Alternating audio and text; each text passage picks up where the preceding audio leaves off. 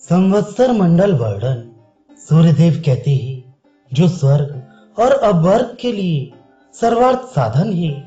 उस संवत्सर नाम वाले अतुलनीय मंडल के विषय में मैं आपको बताता हूँ। ऐसा आचार्य जो संयत, बुद्धिमान और सूर्य शास्त्र का पंडित हो, ऐसा ब्राह्मण जिसने क्रोध, लोभ को छोड़ दिया हो, निरामय हो और प्रशस्त हो, वही गुरु है। और जो अभिषेक निपुण हो, शास्त्र भक्त हो, निरामय हो, ऐसा परिचारक होना चाहिए। जो कुलीन हो, पवित्र हो, दबदुज परायण हो, सूर्य के विधान में तत्पर हो, ऐसे शिष्य प्रशंसित होते हैं। और भी जो लोग आते हों अथवा पाप रोग आदि से विप्लुत हों, संतानहीन हो, धनहीन हो, उन्हें अभिषेक नहीं करना चाहिए। सप्तमी के दिन, ग्रहण के दिन और सूर्य की संक्रांतियों में, अन्य पुण्य दिनों में अथवा सूर्योदय होने पर मंडल लिखना चाहिए। पहले बताए गए पृथ्वी भाग जो कि विस्तृत, शुभ और पवित्र हो, जो गायों से अध्युषित और ब्राह्मणों से अभिनंदित हो, मंडल में लिखना चाहिए। वे स्थान कंटक, बांबे और शमशान आदि से वर्जित होना चाहिए। और सूर्य हृदय मंत्र द्वारा अर्घ्य देकर उसे पवित्र करे। सांप, शूकर, चूहा, बाल, हड्डी, काष्ठ, भस्म और भूसा आदि दूर कर देना चाहिए। तदनंतर सूर्य और गुरुदेव को प्रणाम करना चाहिए। उस भूमि में शिष्य संयत मन हो, परिभ्रमण करे और शयन करे। स्वप्नों में यदि प्रासाद, मंदिर, कानन, वृक्ष, द्रुम, सिंहासन का आरोहण, वस्त्र, भूषण, दधि, नारी, क्षेत्र, ध्वज और माला दिखे तो प्रशस्त होता है। लोभ को जीतना, बैरी का वध, रुधिर का गिरना, मांस का भोजन, मदिरा का स्वाद और रुधिर पान, इस प्रकार के देखे गए स्वप्न मनोवांछित को सिद्ध करते हैं। इस प्रकार चंदन और अगरू से युक्त हाथ से संस्कार करें।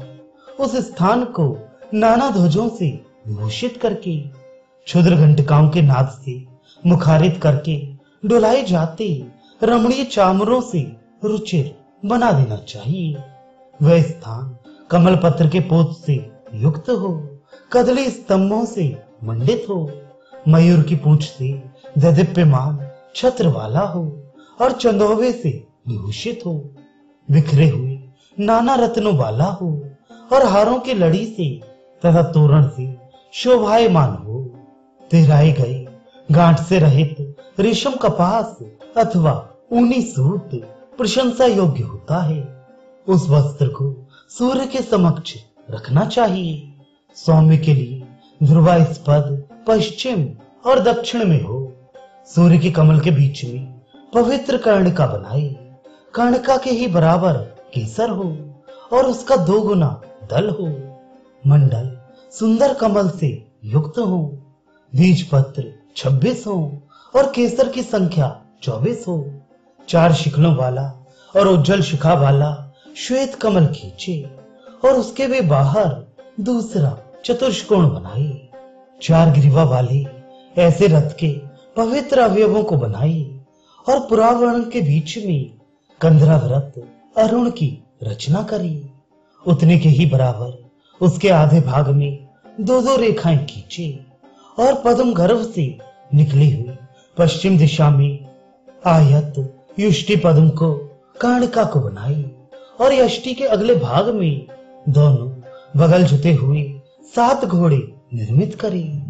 यष्टि के मूल से ऊपर अरुण कहा जाता है और छोड़ी को पीठ कहते हैं और उसके अंत को शेष भाग। कर्णिका तेज के पिंड रूप में बीज नाम वाले भूतादिक है। कर्णिका को व्योमवार युक्त और केसर सहित पत्र के अगले भाग वाला मंडल हस्ती कहा जाता है और पूर्व में अंतर्व्योम स्थित भाग को बाह्य आकाश समझना चाहिए। उसे यष्टि धर्मार्थ कहा जाता है। रथ को संवत्सर मानना चाहिए और ऋतुएं पितर हैं। सुषुम्ना आदि जो हजारों नाड़ियां सूर्य के शरीर में हैं, उसके ऊपर उसका पीत भाग है। अरुण को ही वृषणी कहा गया है और छंद अश्व बताए गए हैं। 5 वासुकी है और 3 लोक हैं। इस प्रकार सूर्य देवता का वह रथ श्रेष्ठ सर्व में बताया गया है। पूर्व दृष्टि विधान के अनुसार मनसा स्मरण करके खुश और पुष्पों से दत्त चित्त होकर उसे चित्रित करें और श्रेष्ठ देवता खगोलक नाम से विख्यात सूर्य की उपासना करें। यह विधि नित्य है और नैमित्तिक भी है। तर्पण में सुंदर भवन में स्थित होकर तेजदान आदि दीक्षा करनी चाहिए। इस रथ में महायोग के बाह्य है। रथ के अंदर की विधियां अर्थ गुण सम्मित है। विधि आकार में दूनी बड़ी बनानी चाहिए। कमल की तुल्यता के अनुसार उद्दिष्ट गुण ग्रीवा युक्त अरुण बनाना चाहिए। सदैव यम की दिशा में बाहर असुरों को बनाना चाहिए। उस कमल गृह में जो द्वार बताया गया है वह भिन्न हो। रथ की वाह्य वीथियां 2 हैं जिनकी दीप्ति प्रसिद्ध है। गृह दिग्देवता भानु की यह कंदरा है। पश्चिमी द्वार मोक्ष नामक है जिससे शिष्यों को प्रविष्ट कराई। इस प्रकार सूत्रपात का संपूर्ण विधि क्रम बताया गया है। इसके सम्यक ज्ञान से परमगत प्राप्त होती है। जिस प्रथम अक्षर से इन सबके रूपों का आलेखन होना चाहिए उस रंग गिराने की विधि बता रहा हूं। मणि, मुक्ता प्रवाल, चावल का दाना और धातु से उत्पन्न चूर्ण से अग्नि, इंद्र अथवा मरुत के रंग से रथ बनाए। उस रथ को अस्थूल, अक्रश और अक्षीण देशिका एवं अंगुष्ठ द्वारा रजो रेखा से संसक्त करी। उसके नवम रात्रि में उसके मध्य में इसी को पद्म गर्भ का नवम योग कहा जाता है। प्रारंभ में पद्म निर्माण करे जो कि सांसारिक पद्म की प्रभा वाला हो और उदीयमान सूर्य के समान हो जो नैष्ठिक कर्म में स्थित हो। उस पीली कर्णकामी किंजलक हरित रूप में निर्मित करे। केसर अरुण हो और अंदर की ओर पत्र श्वेत हो।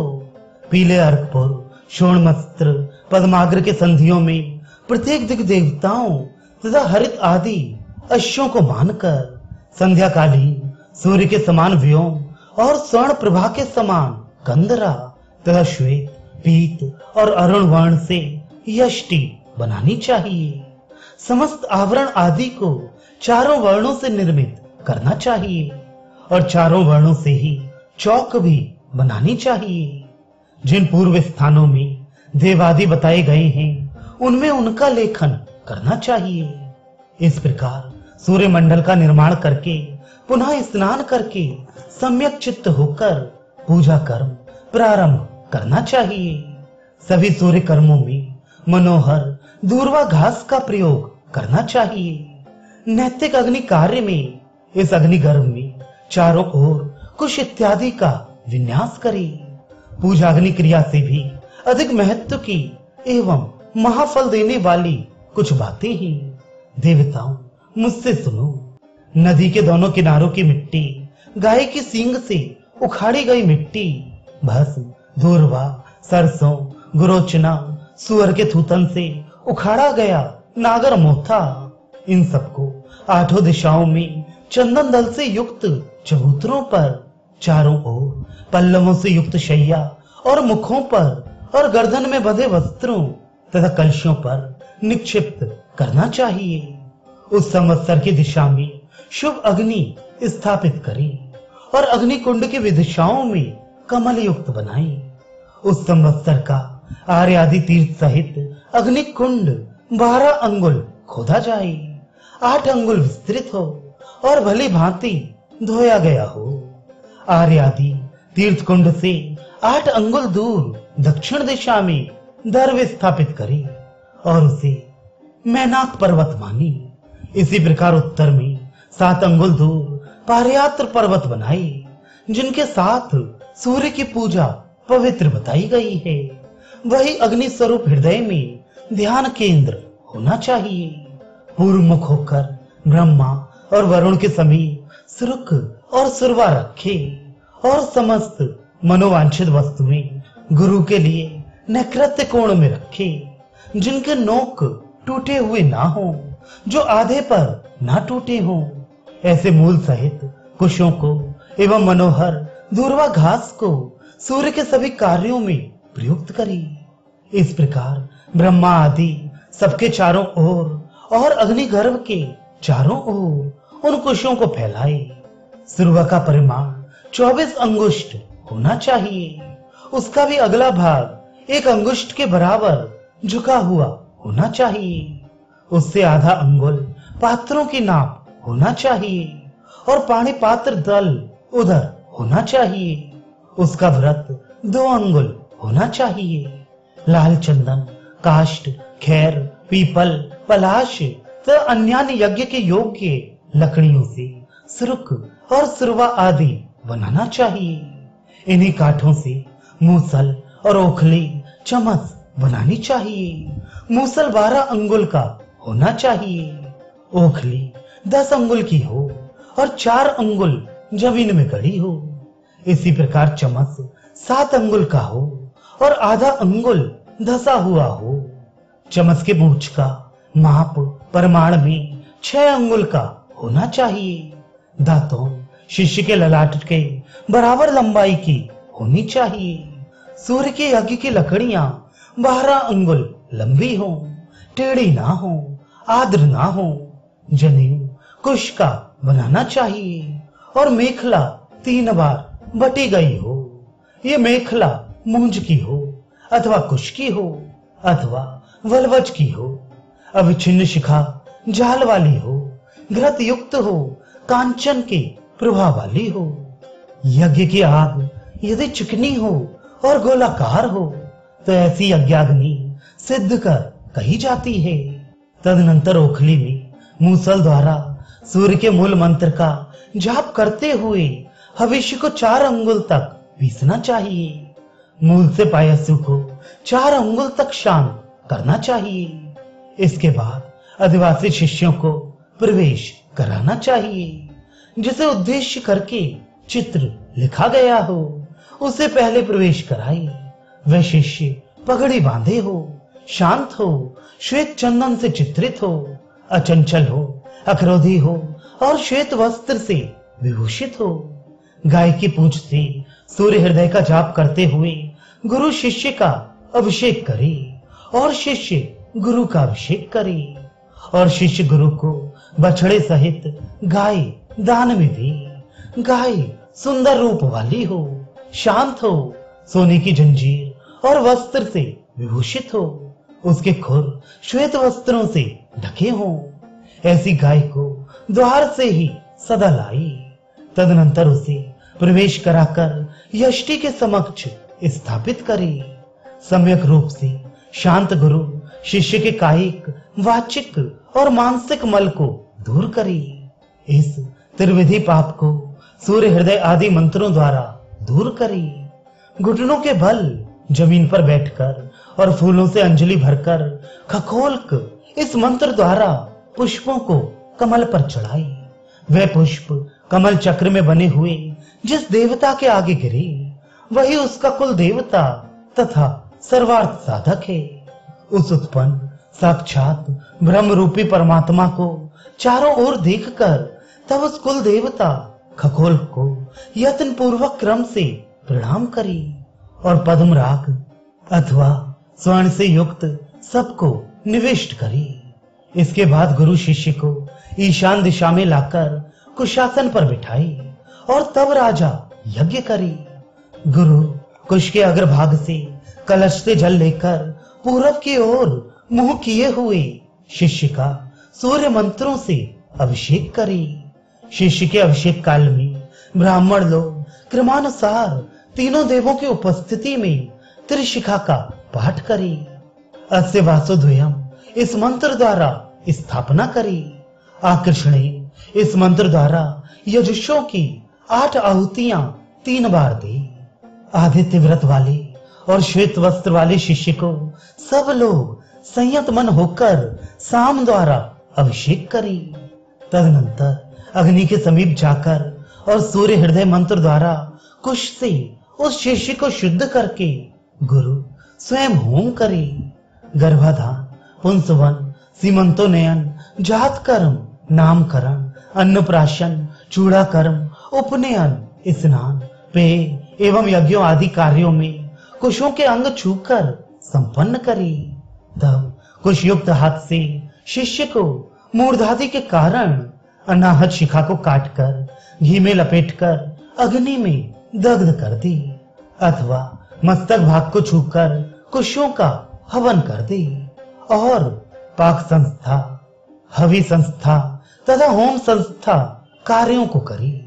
पहले कही गई विधि के अनुसार शुद्ध घृत से शिष्य सुरुख सिरवा से यज्ञ करे। तब शिष्य सामने बैठकर अपने गुरु को कुश से छुए और तब गुरु स्वयं भुवनों के साथ सूर्य का यज्ञ करे। अंत में अभितर्पण में वषटकार करना चाहिए, जो इस प्रकार है। ओम प्रारंभ में और ठा ठा बाद में कहकर कालाग्नि रुद्र के लिए, काल रुद्रों के लिए, भस्म रुद्रों के लिए, श्वेताधिपति के लिए, पिंगल रुद्रों के लिए, काल रुद्रों के लिए, हिरण वर्ण के लिए, काल के लिए, लोहित के लिए, रक्त पिंगल के लिए, अनंत के लिए, पुंडरीकाक्ष के लिए, सहस्त्र शीर्ष के लिए, महोज्वल के लिए, सजज्वल के लिए, आशी विष के लिए, अनंत के लिए, वरुण के लिए, अविची के लिए, रौरव के लिए, तामिस्त्र के लिए, तामस के लिए, अंध तामिस्त्र के लिए, शीत के लिए, उष्ण के लिए, संतापन के लिए, सुप्रतपन के लिए, सहत के लिए, काकीलक के लिए, पद्मलोचन के लिए, संयमन के लिए, जम्बुक के लिए, उलूक के लिए, व्याघ्र के लिए, पोते मृतिक के लिए, काल सूत्र के लिए, सूची मुख के लिए, लौह शंकु के लिए, क्षुरधारोपम के लिए, वृक के लिए, दंशक के लिए, तप्त कुंभोपम के लिए, पुए शोड़ित प्रभा के लिए, कूट पर्वत के लिए, तीक्ष्ण शल्य के लिए, चक्रपिंड के लिए, सतुंड ताक्षर के लिए, मेधो पुए प्रभा के लिए, ऋकक छेदन के लिए, अस्थि भंजन के लिए, तप्त बालुक के लिए, पंक लेपन के लिए, नृच्छवास के लिए, यमल पर्वत के लिए, कूट शालमली के लिए, इन सबको आहुति स्वाहाकार मंत्रों सहित प्रदान करनी चाहिए। ब्रह्मा बोले, 10 भागों में बटे हुए इस यज्ञ के पुनः 12 भाग हैं, और हे देवेश, उस विधान में आपका अत्यधिक विस्तार है। उन तंत्रों में आपकी श्रेष्ठ भक्ति बताई गई है और महान तपस्या से अत्यंत विस्तृत सिद्धि प्राप्त होती है। हे देव, तत्वार्थ की सिद्धि के लिए उस श्रेष्ठ रहस्य को बताएं। प्रत्येक मंत्र की प्रयोगार्थ को और ध्यान सिद्धि को तत्वतः बताएं। आपने ये जो अचिंत्य परम रहस्य मुझे बताया, इस तंत्र में हे प्रभु जितनी मंत्र सिद्धि विद्यमान है वह बताएं। सूर्य बोले, पूछे जाने पर उस आदि देवता ने सत और असत रूप वाली सृष्टि का व्याख्यान किया। असत से सर्वप्रथम आत्मा वाला वर्ण उत्पन्न हुआ, इसके बाद क्रमशः 27 वर्ण हुए। तदनंतर सृष्टि के लिए दोनों से निर्मंथन के पश्चात 20 वर्ण और उत्पन्न हुए। आदि में 7 प्राण स्थान में मंथन करने पर 25 अयोनिज देवता परमेष्ठी आदि उत्पन्न हुए। वक्र रूप से मंथन करने पर परमेष्ठी के दक्षिण भाग से परमेष्ठी उत्पन्न हुए। पुनः वाम भाग में मंथन करने से पुत्र उत्पन्न हुआ और पुनः वाम भाग के मंथन से नासिका से उत्पन्न होने वाले जुड़वे अश्विनी कुमार पैदा हुए। तब उनके सबके अवरोधार्थ सृष्टि के संहार का कारण वह प्रणवांत कारण काल उत्पन्न हुआ। इस प्रकार मूर्धा भाग में और अन्य अंगों से सृष्टि हुई। शिव द्वारा निर्मित देवी के हृदय के अग्रभाग में उस देवता की दक्षिण भुजा में समस्त क्रियाओं की स्थापना करनी चाहिए। भुवनाधिपति सूर्य उसके बीज योनि है और सृष्टि उनके चरणों से निकली हुई प्रसूति मात्र है। जीवों के रूप में विद्यमान, विश्व नाम से विख्यात ये सृष्टि उन्हीं से उत्पन्न हुई है। उनके जठर भाग में संसार के प्रकाशक अग्नि विद्यमान है। अब मैं उस देवता के लिंग का दीर्घ विस्तार बता रहा हूं।